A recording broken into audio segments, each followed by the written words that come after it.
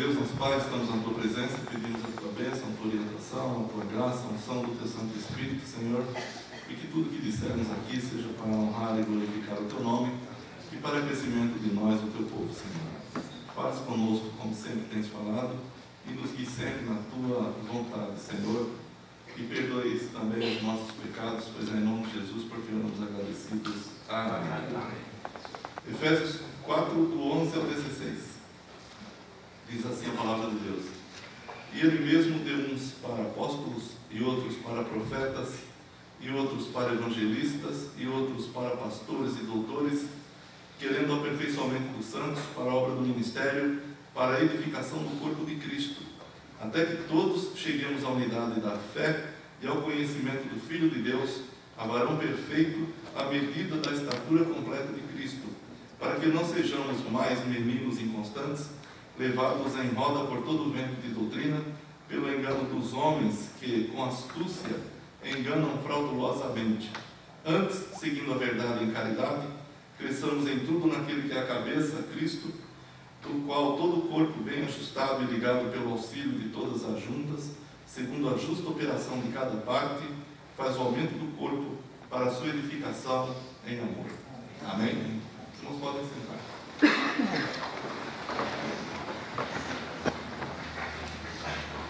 Quero aproveitar que hoje nós estamos com um número mais reduzido de pessoas e propor aos irmãos que não tenhamos hoje um sermão formal, mas que seja como uma escola dominical. Inclusive, se você quiser participar, levanta sua mão e fala: pastor, tal coisa, assim, tal. Amém? Vamos fazer assim, vamos fazer uma certa interação em vez de um discurso.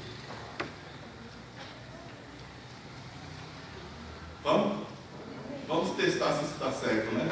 Se não der certo, no próximo domingo a gente volta ao normal. Mas eu gostaria muito de ter mais uma conversa com os irmãos do que propriamente fazer um discurso. Eu sei que os discursos são necessários, os sermões são completamente necessários, mas às vezes uma conversa tira as nossas dúvidas, né? Às vezes a gente quer, durante a mensagem, fazer alguma pergunta ao pregador, mas você não faz, porque não tem esse costume, né? O pregador está pregando, você não vai atrapalhar para fazer uma pergunta, mas hoje você pode. Tá bom? Vamos fazer isso? Nós lemos aqui um texto bem interessante. Ele diz que Deus deu uns para apóstolos, outros para profetas, outros para evangelistas e outros para pastores. No original, no grego, não diz pastores e doutores, diz pastores mestres. Ou seja, a função de pastor, ela tem que estar jungida, tem que estar junta com a ideia de ensino. O pastor tem que ser mestre. Nem todo mestre é um pastor, mas todo pastor tem que ser mestre. Tem que ser mestre da palavra. Amém? Se ele não for, não serve. Você veja que situação difícil que eu estou me pondo aqui, né? Alguém está olhando para mim e falando: mas você não é mestre, então não é pastor. E eu acho interessante esses textos, mas em primeiro lugar, quero chamar a atenção de todos para o seguinte: nós somos uma igreja. Certo ou errado?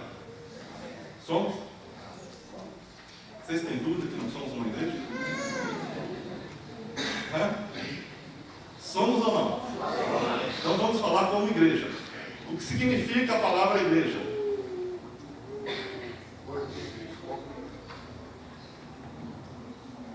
Dá para ligar esse microfone aqui?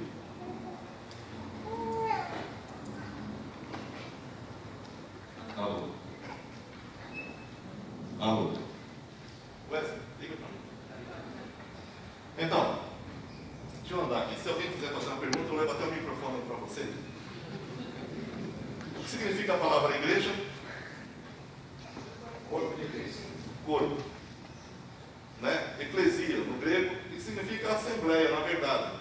Mas Jesus deu a ideia de corpo. A Bíblia dá a ideia de corpo. E o apóstolo Paulo, na verdade, quando fala de igreja, fala de corpo. O que é um corpo? Estou igual Sócrates, né? Era Sócrates que fazia perguntas, né? Sócrates inicia a filosofia, né? O que se chamou filosofia depois, fazendo perguntas, né? Eu estou igual Sócrates aqui. Espero que ninguém diga que baixou o espírito de Sócrates, né? e o espírito dele não baixa. Nem dele, nem de ninguém. Então, só os malignos, mas de pessoas não. Então, a palavra igreja significa assembleia, e a Bíblia usa essa palavra tanto no Antigo quanto no Novo Testamento, com essa ideia mesmo de assembleia. Ou seja, o que é uma assembleia? São pessoas reunidas com uma finalidade. Então não é só reunidas. Existe, por exemplo, muita gente que se reúne. Você vai no shopping, tem muita gente reunida, mas as pessoas não estão com o mesmo propósito. Tem pessoas que vão lá comprar, tem pessoas que vão passear, tem pessoas que estão enjoadas de ficar em casa e vão para lá, né? Tem pessoas que brigaram com o cônjuge, vão para lá. Eu vou para o shopping. Tem gente que vai para comprar mesmo, né? Compra bastante coisa. Tem gente que gostaria de comprar, mas não tem dinheiro, fica vendo as lojas, que é o meu caso. Né? Sexta-feira eu passei lá, sexta ou sábado, não sei, à noite com o Felipe. A gente viu bastante loja, viu bastante preço, e chegamos à conclusão que não dava para comprar nada, porque nem eu nem ele tinha dinheiro. Hã? Deu. Ele pagou. Então, a assembleia ou igreja é algo que se reúne com um propósito. E qual o propósito da reunião dessa igreja hoje aqui?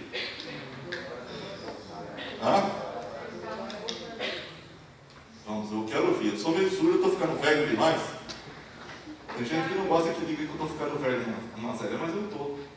O cara com quase 60 anos de idade não já está meio... Não? Jovem, né? Fechou então. A Assembleia também serve para isso, né? Para decidir sobre coisas. Eu achei até agora há pouco que eu era velho. A Assembleia decidiu que eu não estou velho. Então a Assembleia tem essa ideia também. As pessoas se reúnem com um propósito. E o propósito da reunião dessa Assembleia aqui nesta noite é exatamente um só. Não é? Qual é? Adoração a Deus. Prestar um culto a Deus. Prestar culto é adorar a Deus, não é? Ou não? É? Então nós estamos para prestar um culto a Deus, para adorar a Deus. Nós estamos porque Deus está de uma forma muito especial aqui. O Senhor Jesus disse que onde estivessem 2 ou 3 reunidos em seu nome, Ele estaria no meio dele. Então, com certeza absoluta, pelas palavras do próprio Jesus, Ele está aqui. Por isso que esse local merece todo respeito, toda reverência, porque nós estamos aqui como uma assembleia, como um corpo reunido para adorar a Deus. Então, o nosso propósito é esse. Se eu adorar a Deus, se você adorar a Deus, quando você chegar em casa ou depois do culto, você vai estar muito feliz. Deus recebeu o seu louvor, Deus recebeu os seus agradecimentos, Deus ouviu as suas orações, Deus recebeu os seus cânticos e você cumpriu o seu propósito. Há uma falta de propósito muito grande quando a gente vem à igreja e volta do mesmo jeito. Então aquela pergunta, eu vim fazer o quê? Aí você perde 2 horas aqui quase, e você chega em casa e você fala, fui à toa. E você veio à toa mesmo. Desculpe te falar, mas veio à toa mesmo. Por quê? Porque você não teve a consciência do que veio fazer aqui. Aqui é a igreja de Jesus Cristo. Aqui o povo de Deus se reúne para adorar o Criador. Aqui o povo de Deus se reúne porque foi salvo por Ele. Jesus Cristo, quando veio ao mundo, Ele veio com um propósito. Qual foi o propósito de Jesus Cristo? Buscar, salvar aquele que se havia perdido. Foi isso que Ele disse, não foi? E Ele fez isso? Então Ele cumpriu o seu propósito. Certo? É muito importante quando você cumpre o seu propósito. Você trabalha numa empresa e a empresa te dá metas a cumprir. Quando você cumpre a meta, como é que você fica? Fica feliz. E vai ganhar um dinheirinho melhor, né? Vai ter uma recompensa. Quando você cumpre o seu propósito cristão, também você fica feliz, Deus é louvado, Deus é abençoado e Ele abençoa você. A Bíblia diz lá no Salmo 67, se não me engano, que nós devemos louvar ao Senhor porque os nossos celeiros se encherão e Deus, o nosso Deus, nos abençoará e todas as extremidades da terra o temerão. Quando nós, o povo de Deus, entendemos o propósito que Deus tem nas nossas vidas, então nós fazemos aquilo que Deus quer E nós atingimos, como diria o jurista, meu filho, nós atingimos o nosso desiderato. Bonita essa palavra, né? O nosso propósito.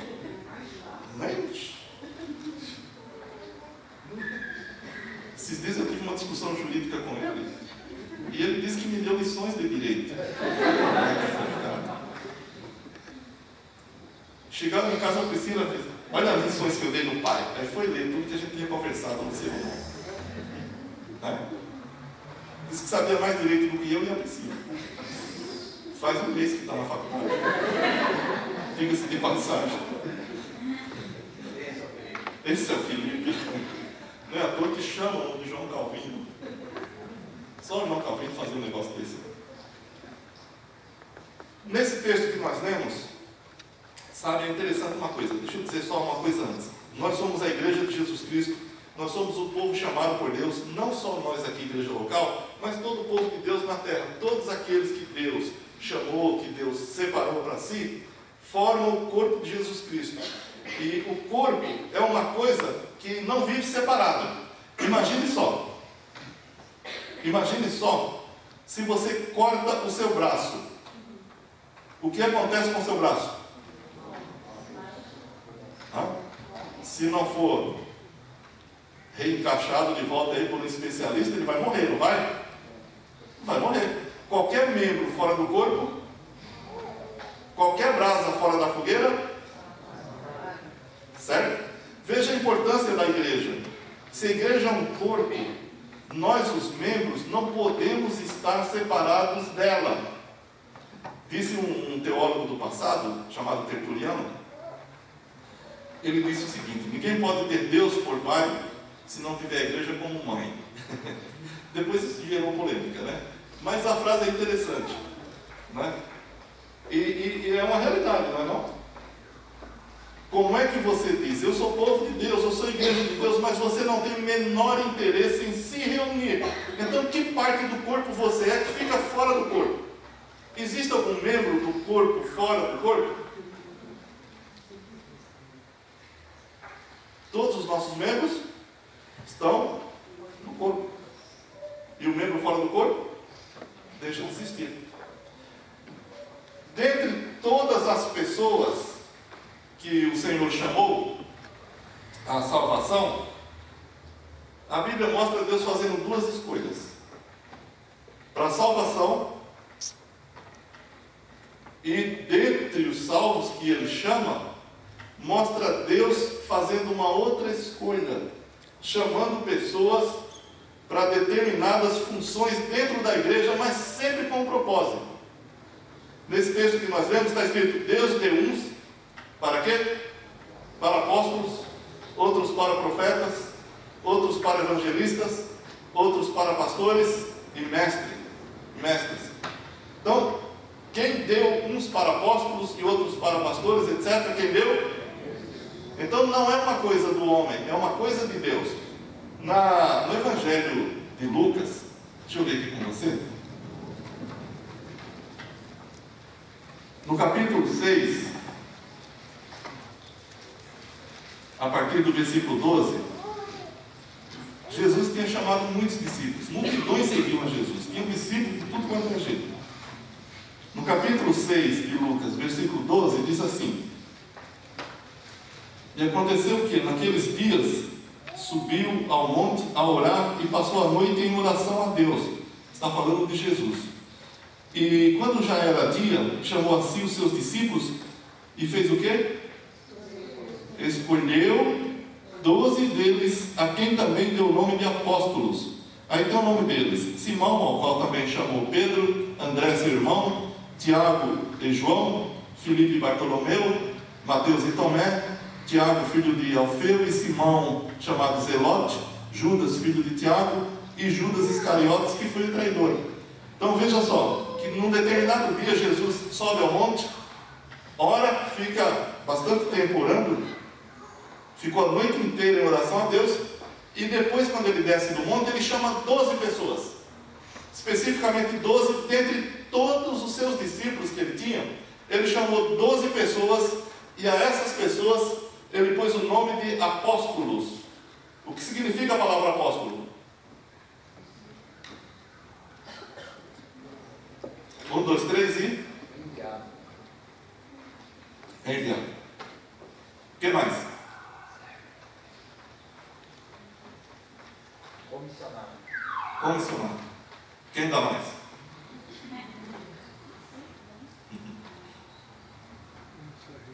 É interessante essa palavra. Você sabe, eu gosto de fazer essas perguntas simples, porque são coisas sobre as quais a gente fala o tempo inteiro na igreja, e quando você pergunta, a gente não sabe definir. Não só apóstolo, mas tem um monte de palavras aqui que a gente usa diuturnamente. E você pergunta a definição, e normalmente as pessoas não têm uma resposta. A palavra apóstolo vem do grego, vem de duas palavras. É uma preposição e um verbo. Preposição apo e o verbo stelo.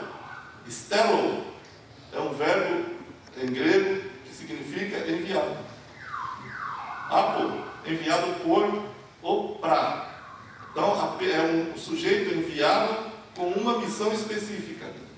Os apóstolos são esses 12, só que a Bíblia fala, depois Judas Iscariotes traiu Jesus, suicidou-se, etc. O colégio apostólico ficou só com 11.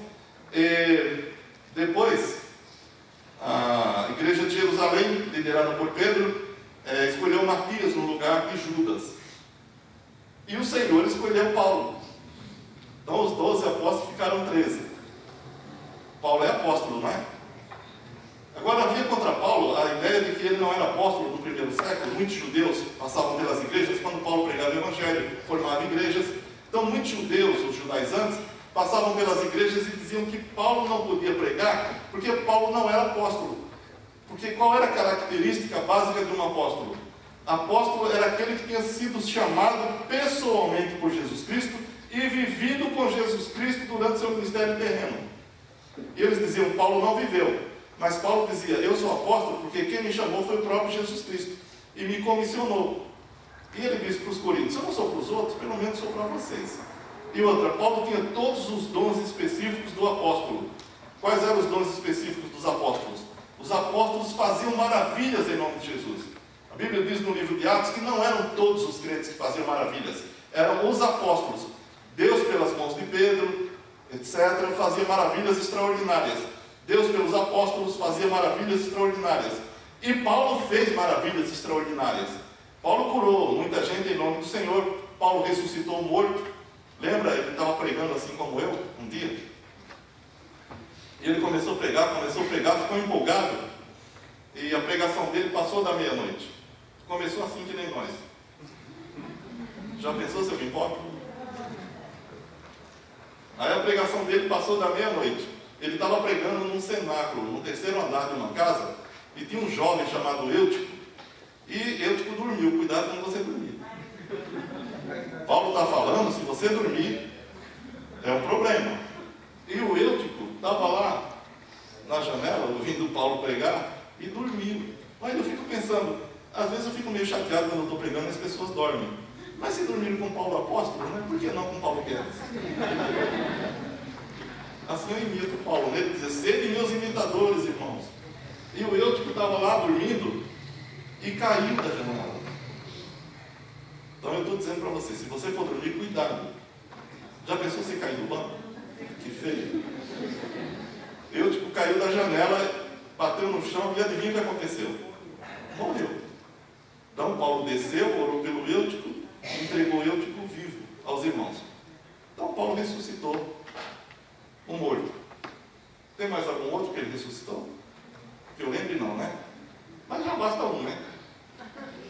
Não é todo dia que se ressuscita morto. Então Paulo tinha todas as características, os dons e as especialidades de um apóstolo. Inclusive, Paulo foi inspirado por Deus para escrever 13 das epístolas do Novo Testamento, uma das quais a gente está lendo aqui hoje. Né? E por inspiração de Deus, ele disse, eu estive nos céus, eu subi ao terceiro céu, eu vi palavras inefáveis que não é digno de falar ao ser humano, etc. E outra, ele diz, eu trabalhei mais do que todos, e é verdade. Ele trabalhou mais do que Pedro, do que João, do que Tiago, trabalhou mais do que todos. Ele evangelizou desde Jerusalém até naquelas regiões que hoje nós chamamos de Bósnia, de Macedônia, etc., que era a antiga Iugoslávia. Bom, ele trabalhou muito. Ele tinha todas as características de apóstolos. Então, Paulo era um apóstolo de Jesus Cristo. Hoje nós temos um monte de apóstolos por aqui. Não por aqui, né? Por ali. São apóstolos?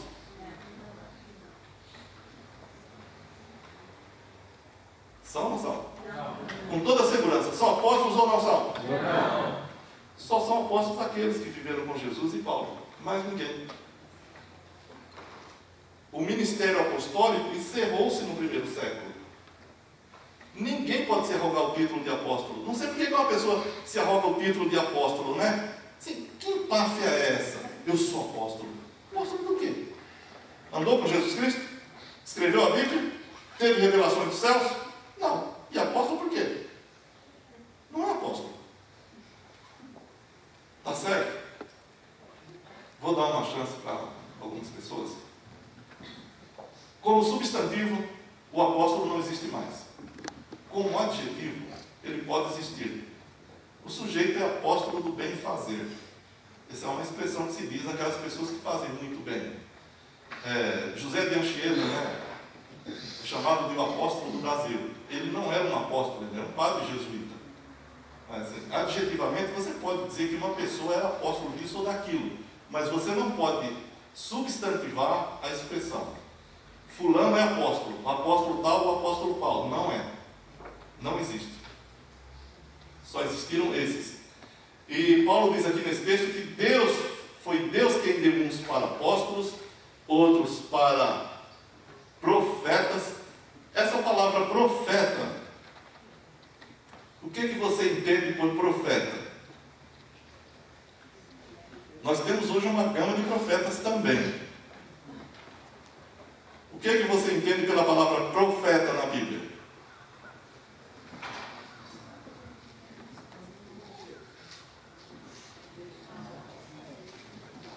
Existem profetas hoje? Sim ou não? Nós estamos numa verdadeira assembleia, né? Tem os que acham que sim, tem os que acham que não. Quem acha que sim? Levanta a mão. Pode falar, sem problema. Existem profetas hoje? Ou não existem profetas hoje? Sim, mas quem acha que não existe? Quem acha que não existe tem medo de falar.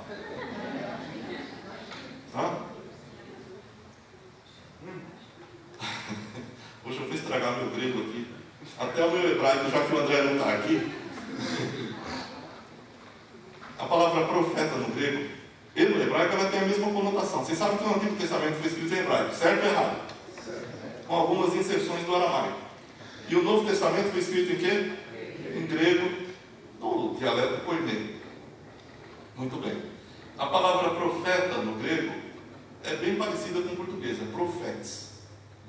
E a palavra profeta no hebraico é bem diferente do português, é nabi. As duas palavras significam a mesma coisa, tanto numa quanto na outra língua. A palavra profeta significa aquele que prevê o futuro ou aquele que fala em nome de outrem, como se tivesse uma procuração para falar. Então, aqueles que preveem o futuro não existem mais.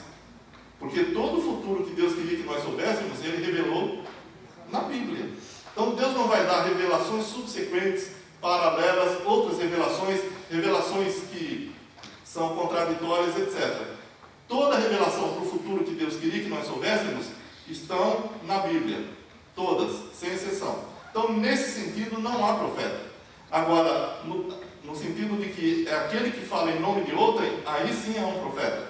Porque todas as pessoas que pregam o Evangelho são profetas, porque elas falam em nome de Deus, por autorização de Deus. Como você viu nesse versículo aí, Deus deu uns para apóstolos, mas também Deus deu uns para profetas. No Antigo Testamento, os profetas previam o futuro e também exortavam o povo de Israel à obediência a Deus. No Novo Testamento, havia profetas também no primeiro século. Na igreja, no livro de Atos, por exemplo, diz que Silas, o companheiro de Paulo, era profeta. E diz também sobre Ágabo, que era um outro profeta da igreja primitiva. Por que havia profetas naquele tempo e não há hoje? Porque naquele tempo, no primeiro século, o Novo Testamento não estava escrito ainda. Ele estava se formando. Então era necessário que Deus desse as suas revelações através de pessoas que ele selecionava e mandava dar sua mensagem à igreja. Hoje, toda a revelação de Deus está consolidada na Bíblia. Então não é mais necessário esse tipo de profeta. O profeta hoje é aquele que explica a palavra de Deus, que prega a palavra de Deus. Amém? Deus deu uns para apóstolos, outros para profetas e outros para evangelistas. É interessante que o ministério do evangelista é muito parecido, em parte, com o ministério apostólico. Porque o ministério apostólico não era exercido numa igreja local. O apóstolo chegava e fundava uma igreja e tal, elegia os presbíteros da igreja, e depois ele se ausentava, ia para outras cidades, formava outras igrejas, depois eles voltavam visitando, para ver se as igrejas estavam pregando o evangelho, etc. E eles voltavam então. E o evangelista, ele tem essa característica. O evangelista não é um pastor de igreja, ele é uma pessoa que funda a igreja, é um missionário.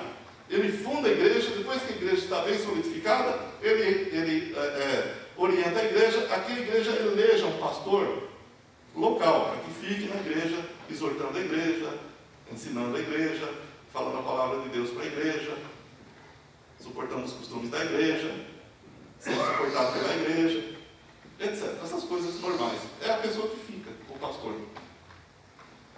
Agora, dentre a igreja de Deus, você foi chamado por Deus à salvação, você é salvo em Jesus Cristo, para todo sempre salvo, nunca perderá a sua salvação, porque a sua salvação foi idealizada por Deus Pai, realizada por Deus Filho e perpetrada pelo Espírito Santo. Então a Trindade trabalhou na sua salvação e na minha, de maneira que a sua salvação é eterna, você nunca perde. Só que dentro do corpo de Jesus Cristo, ele chama pessoas, e especialmente para certas obras, como essas que a gente está lendo aqui. Só que todas essas pessoas, deixa eu só fazer um parênteses para dizer uma coisa. Você sabe que tudo que a gente faz na igreja é por uma concessão de Deus, ou seja, é por um dom de Deus. Deus nos reveste de dons para que nós realizemos a obra dele. Então tudo que acontece na igreja é por obra e inspiração de Deus, é por vontade de Deus, é por dom que Deus concede. E dentre os dons que Deus concede homens, pessoas, como dons, como ofertas às igrejas, para que as igrejas cresçam. Nesse texto que nós temos aqui em Efésios, diz que Deus deu esses ministérios, apóstolos, profetas, evangelistas, pastores e mestres, com uma finalidade. E que finalidade era essa? Deus quer o aperfeiçoamento dos santos para o serviço, obra do ministério. Então Deus não só chama a mim, a você ou qualquer um para estar no ministério, mas Deus nos chama com um propósito. E esse propósito deve ser definido, e está definido nas páginas da Bíblia. Nesse texto que nós lemos, que diz que Deus chama essas pessoas porque Ele quer o aperfeiçoamento dos santos. Você foi salvo por Jesus Cristo, mas você precisa crescer na graça e conhecimento de Jesus Cristo. Então Deus dá pessoas capacitadas por Ele próprio para que ajude a igreja a crescer e se aperfeiçoar em Jesus Cristo. Mas também Deus quer que os pastores, os apóstolos não, né? Vamos deixar os apóstolos para lá. Os pastores, os evangelistas, para que eles instruam a igreja para a obra do ministério. Em outras palavras, Deus quer que os pastores trabalhem nas igrejas para que ensinem a todos os crentes a trabalharem. Amém? Você está trabalhando? Se você não está trabalhando, está acontecendo uma das duas coisas. Ou eu não estou ensinando, ou você não chegar no trabalho.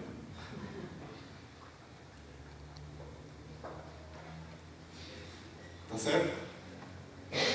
Então Deus chama pessoas, dá essas pessoas como donos da igreja, querendo o aperfeiçoamento dos santos para a obra do ministério. Essa expressão obra do ministério significa trabalho, significa serviço. Ela vem da palavra diácono, diaconia, no grego, para a edificação do corpo de Cristo. E o objetivo é que todos cheguemos à unidade da fé. Ou seja, o Senhor não quer que uma igreja, ou que a sua igreja, seja dividida em várias doutrinas. Ele quer que a sua igreja siga a doutrina bíblica, a doutrina que Ele revelou. Então diz que é para que todos cheguemos à unidade da fé evangélica. Deus quer que todo o povo de Deus tenha o mesmo ensinamento, a mesma doutrina, todos sigam a mesma coisa, que é a palavra de Deus. Para que todos cheguemos à unidade da fé. Olha, a varão perfeito. Você já se pensou perfeito? Já se pensou perfeito? A unidade da fé, a varão perfeito, à medida da estatura completa de Cristo. Os nossos grandes problemas, na verdade, estão em que a gente não assume a estatura de Cristo. Ou seja, a gente não se parece com Cristo. À medida que a gente começa a se parecer com Jesus Cristo, grande parte dos nossos problemas também deixam de existir. Porque você vai ser uma pessoa compreensiva, você vai ser uma pessoa que ama, você vai ser uma pessoa que ama até os inimigos. Você vai ser uma pessoa que perdoa facilmente. Você não vai ser uma pessoa ranzinza. Você vai ser uma pessoa que ama, como Jesus amou. Amai-vos uns aos outros como eu vos amei, disse Jesus. Um novo mandamento vos dou, que vos ameis uns aos outros. Então, à medida que a gente chega à estatura de Cristo, os nossos problemas deixam de existir, porque a gente passa a viver Cristo. Como disse Paulo, para mim o viver é Cristo, e o morrer é ganho, é lucro. Ele não diz, para mim o viver é para Cristo. Ele diz, para mim o viver é Cristo. Ou seja, Paulo vivia Cristo. Se nós aprendêssemos a viver Cristo, não viver para Cristo, mas viver Cristo, a nossa vida seria completamente diferente e todas as pessoas que nos cercam seriam muito abençoadas. Deixo aqui minha exortação para você e para mim também. Vamos nos parecer com Jesus Cristo? Amém? Vamos pedir que o Santo Espírito de Deus opere nos nossos corações e nos transforme para valer, a ponto da gente se parecer com Jesus Cristo? Eu fico triste porque eu percebo que as pessoas confundem cristianismo com religião. Cristianismo não é religião. Cristianismo é viver Cristo. Religião é seguir normas, dogmas. O cristianismo nem dogma tem.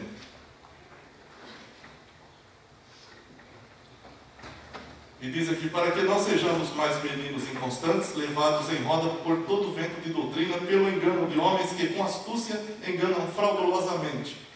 Quando nós crescemos em Jesus Cristo, nós não somos mais joguetes de pessoas fraudulentas. À medida que você começa a se parecer com Jesus Cristo, você começa a ter prazer em estudar a Bíblia, a Palavra de Deus. E à medida que você estuda, você cresce. Cresçamos na graça e conhecimento do nosso Senhor e Salvador Jesus Cristo. E quando você cresce, você nunca é enganado por qualquer espécie de doutrina que existe por aí. A Bíblia é muito rígida quando se fala de doutrina. Qualquer doutrina serve? Não serve, irmãos. Fala, esse pastor é muito chato. Não sou. É que não serve. Paulo diz que o evangelho que salva é o evangelho que ele pregou. E diz que você só é salvo se você permanece com o evangelho que está na Bíblia. Qualquer coisa não serve. Cara, falou muito bem, falou bonito, falou aquilo, falou coisa que eu gostei. Eu me senti muito bem. Mas Deus se sentiu bem com o que aquela pessoa falou? Aquela coisa que ele falou vai transformar a sua vida? Vai dar salvação? Vai trazer vida eterna? Vai resolver seus problemas de pecados? Hoje em dia não se fala mais de pecados nas igrejas para não ofender as pessoas. Então a mensagem é aquela: Jesus te ama e tem um plano maravilhoso para você. Não importa a vida que você esteja levando. Jesus te ama e tem um plano maravilhoso com você. E tem. Ele quer que você se arrependa dos seus pecados, confesse a Ele, seja perdoado, para ter vida eterna. Senão, não.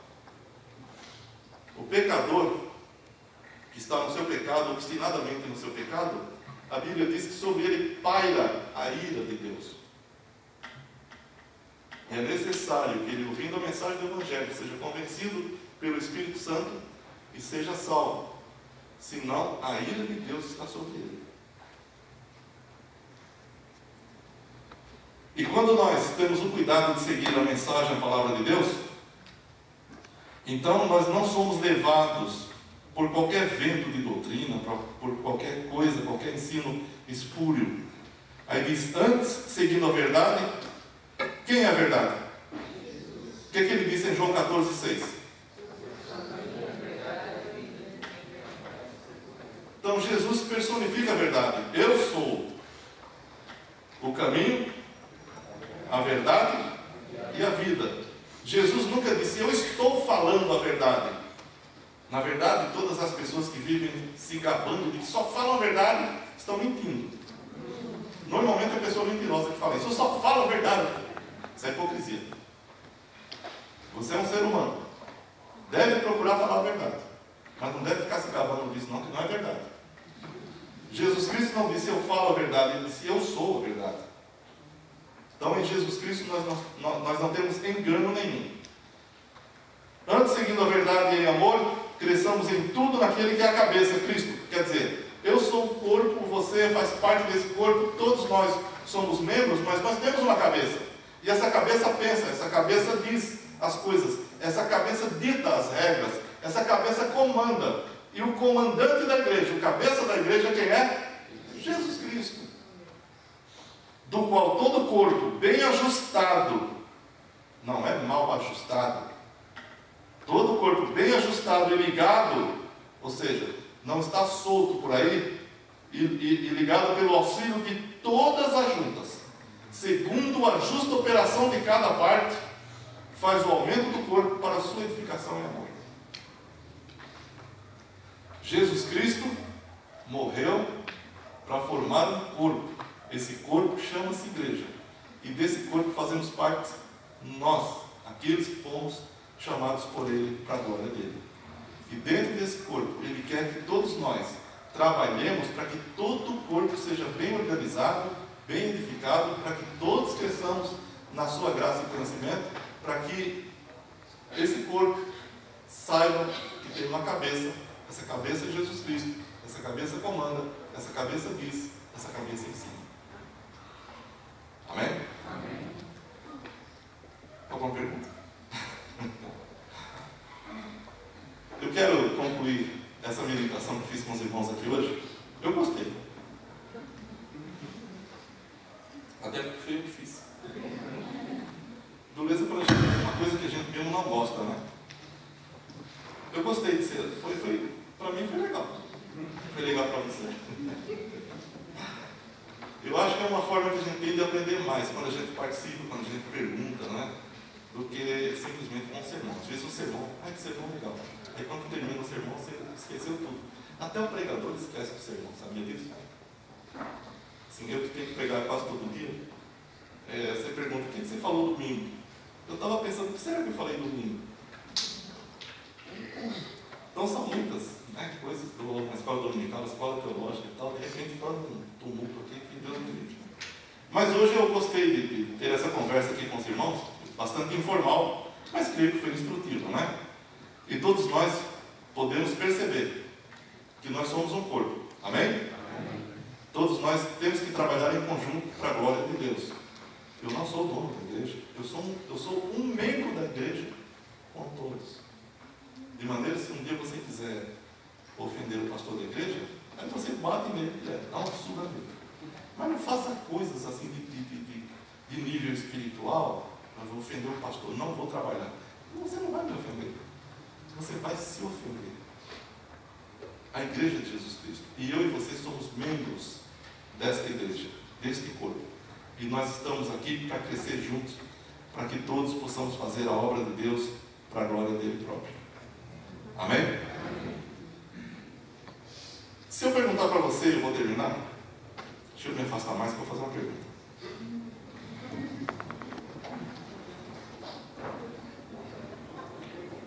Às vezes tem pergunta que você faz que tem que ficar meio longe, né? Para não ser atingido, né? Nós já falamos aqui no início sobre isso. Você pertence ao corpo de Jesus Cristo, amém? Amém.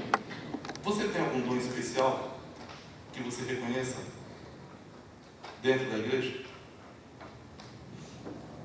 Sim ou não? Quem acha que tem algum dom especial, levanta a mão. Você não precisa ter vergonha disso.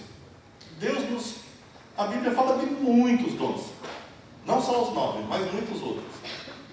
Você tem algum dom especial? Levanta a mão. Posso perguntar o seu dom?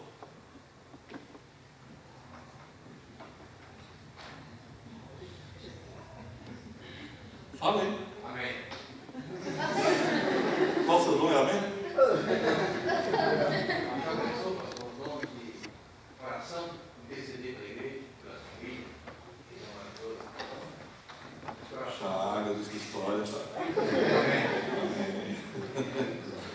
Qual o seu dom? Aprender também. Hã? Não entendi. Aprender também. Outra língua? Que dom você tem na igreja? Pastor, Diga. eu acredito que o dom é de servir. Amém. Ao próximo. Amém. Tem muita gente aqui que tem esse dom de serviço. Aqui nessa igreja tem muita gente com esse dom. A gente tem qualquer coisa para fazer, irmão, vamos fazer. Daqui a pouco está tudo feito. E muito bem feito. Eu acho isso muito, muito interessante. Mais um outro dom. Misericórdia. Cadê? Misericórdia. Amém. O que mais? Sim, Débora. Oi? De ouvir. Amém. E você sabe que hoje isso é uma dificuldade de ouvir, né? A gente quer falar o tempo inteiro, mas ninguém quer ouvir, né? Alguém tem algum outro dom? Você sabe que eu vou deixar uma lição de casa para vocês. Eu vou pedir para vocês lerem capítulo 12 de 1 Coríntios e o 14. E vou deixar para vocês lerem também capítulo 12 de Mateus, ou de Romanos. Mateus. De Romanos. Vou falar os versículos que você vai ler. E depois você procura outras partes na Bíblia que também fala sobre os dons. Romanos 12, do 4 ao 8. Você lê isso em casa. Você vai descobrir o seu dom. Mas hoje aqui, nós vimos aqui nesse texto da Palavra de Deus, que Deus nos dá dons para que todo o corpo seja abençoado. Certo ou errado? Certo? Você quer abençoar a sua igreja local? Sim ou não? Amém. Então tá. Eu vou convidar todos para ficar em pé. E eu vou convidar você para vir aqui à frente. Você que sabe que tem um dom especial, que você pode ajudar esta igreja a crescer na graça e conhecimento de Jesus Cristo e abençoar esta igreja. Pode vir. Não precisa se envergonhar.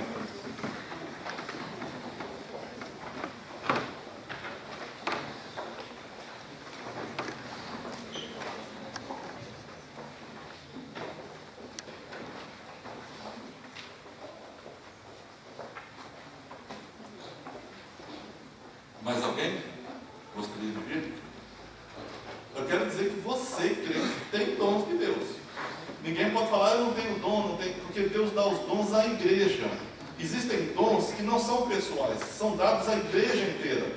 E Deus faz com que você exerça aquele dom em determinado momento da história da sua vida, da história da igreja. Então, todos temos à nossa disposição dons de Deus. Mas esses irmãos vieram aqui à frente porque reconhecem que, de fato, eles têm uma comissão dada por Deus para abençoar esta igreja local, para abençoar o seu reino, para abençoar o seu povo. Então nós vamos orar para Deus abençoar esses irmãos, para que eles se envolvam para valer, sabendo que tem um dom especial de Deus para abençoar essa igreja. Amém? Amém. Vamos orar então? Vamos estender as mãos em direção aos nossos irmãos? Não que nossa mão tenha nada, mas só para dizer, eu estou orando por você. Vamos lá. Vamos orar por eles. Deus, nosso Pai, estamos aqui na Tua presença, acabamos de ouvir um trecho da Tua palavra, e o Senhor diz que nós temos dons e somos chamados pelo Senhor para abençoar a Sua igreja, para que todo o Teu corpo cresça, bem ajustado, bem ordenado para a Tua glória. E esses irmãos estão aqui na frente, e aqui, Senhor Deus, na frente da Tua igreja. E todos nós estamos vendo o Senhor também. E nós queremos, Senhor, pedir a Ti nesse momento que, segundo a Tua graça, o Teu poder, a Tua soberania, o Senhor opere eficazmente na vida desses irmãos, para que de fato ele seja uma grande bênção, como já tem sido, mas muito mais, Senhor, na vida desta igreja local. Que toda a tua igreja aqui seja muito abençoada com a presença desses irmãos e com todos os demais aqui presentes, e que o Senhor nos use para a tua glória, para o teu louvor, para que façamos aquilo que o Senhor quer que nós façamos, para que o seu nome seja conhecido e glorificado, Senhor. Abençoa de uma forma especial esses irmãos e a todo o teu povo aqui reunido, pois é em nome de Jesus porque oramos agradecidos. Amém.